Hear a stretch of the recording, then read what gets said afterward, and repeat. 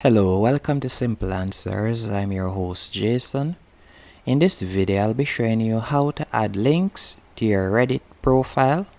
For example, I'll be showing you how to add a website link or your Instagram page or Snapchat or Facebook to your Reddit profile. First, you'll need to go into Reddit. Once in the app, you're going to tap on your avatar or profile pic in the top left hand corner. Then you're going to tap on my profile, and as you can see right here, I have my YouTube page and my Facebook link on my Reddit profile. You'll simply tap on add social link, and as you can see, there are numerous options you can choose from.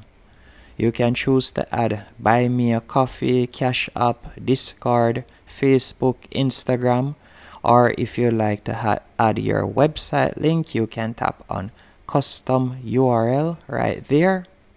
You can add your TikTok. There are numerous options you can choose from. Hope you found this video helpful and informative. If you did, be sure to hit the like button and subscribe, and thank you for watching.